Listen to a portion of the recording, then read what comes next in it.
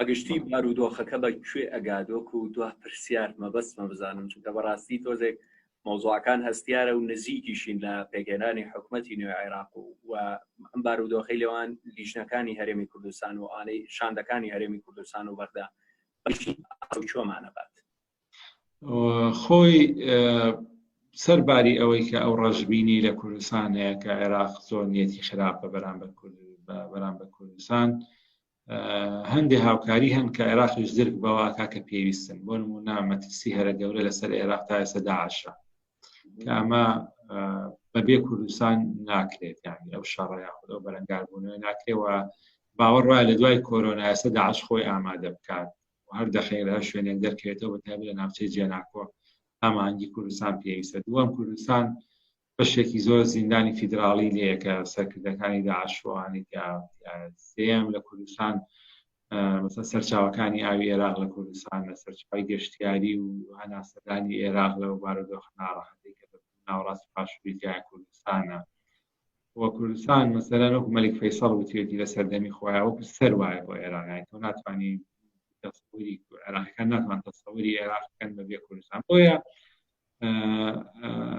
ئیرانی حەز هەیە بۆ ئەوەی ئەوانش حەزەکەن بەڵام کێشەکان زۆر ئاڵۆز بوون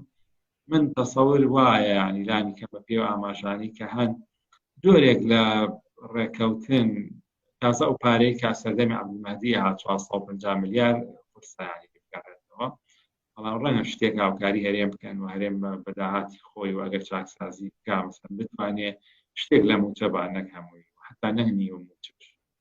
بۆیە ئێستا قسەکە لەسەر ئەوەیە کە لە هەموو جیهانە بەلابەتاوێت لە وڵاتانی کە هەرسیان کردێتەوە چون وا بکەی خەڵک برسی نەبێتەوە چون ئاسایشی کۆمەڵاتی تێک نەچێت بێ لەم فترەیە دەستبەرداری فکرەی ئەوە بن خەڵ معاش بەرگرێت دەستبەرداری ئەوە بن ئەوانەشی موچەیان نییەوە ئەوەی کە هەبووە بتوانن دووچاری کێشەی ژیان نەبنیانی و بتوان ئەم مەرحەلەیە تێپەڕێنن و تازە هیچ چارێکی تر نییە لە کوردستانە کە تۆ چاو لەسەرەوە بێت لە بەغاوە پارە بێت و دابەشیکەیتەوە زۆر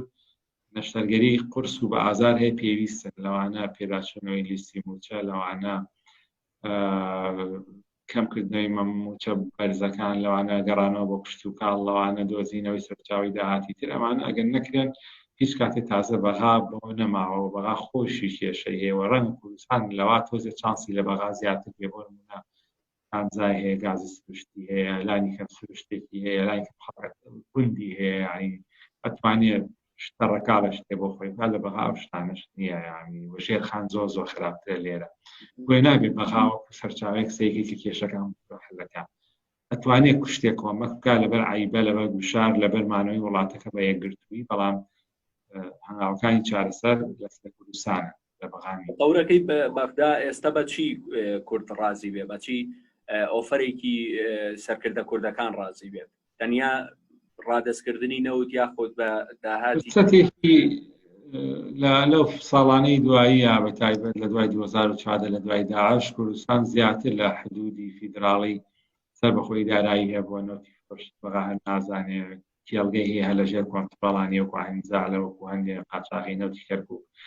دۆشتی تر هەیە لە کۆنتڕۆڵ هە لە سنووری دەوڵەتی عێراق دەرچووە ئێستا مادام کوردستان ئامادەن ڕادەستی بەغای کاتەوە ئەمە لە ڕووی سیاسیەوە دەستکەوتێکی گەورەیە بۆ عێراق بۆ چۆن کاتی خۆی مۆسڵ بەدەستی داعش دەستی عێراق چوو قوربانێکی زۆری مرۆیی و داراییاندا بۆ ئەوەی کە بیگەڕنەوە ئێستا خۆی کوردستانی ئاوا لە دەستی عێراق دەرچەوە یان ئەوان بەو چاوە سەیرەکەن کە چۆن مۆسڵ داعش مۆسڵی کرد کوردیش هەموو داهاتەکانی کوردستان و سەروەری کوردستانی بردووە وەکو دەوڵەتێک تەسەڵ بکات ئێستا لەو دۆخە کوردستان لەبەر هەڵەی خۆی و لەبەر مشکلانی ئامادەیە هەندێک دەستبەرداری هەندێک لەو ئیمتیازاتانی خۆی بێ بیگەڕێتەوە بۆ بەغا لە ڕووی ڕەمزیەوە نەک لە ڕووی داراییەوە زۆر گرنگە بۆ بەغا کە هەر شتێک لە نەوتی کوردستان بگەڕێتەوە بۆ بەغا چونکەوە ئاماژەیەک بوو بۆ جیابوونەوەی کوردستان ئێستا نەوتەکە بچێتەوە ئاماژەیەکە بۆ یەکگرتنەوەی عێراق بوو دەوڵەتێکی تر ئەگەر کێشەداریش کێشەدار بۆیە بۆ بەغا شتانە گرنگە ممکنە لە بەرامبەر ئەوانە هەندێک کۆمەکی هەرێمی کوردستان بکە بەڵام هەڵێم جارێکی تر تەسەوورکردنی ئەوەی ئێمە بینەوە بە 450 ملیار دینار و 500 ملیار دینار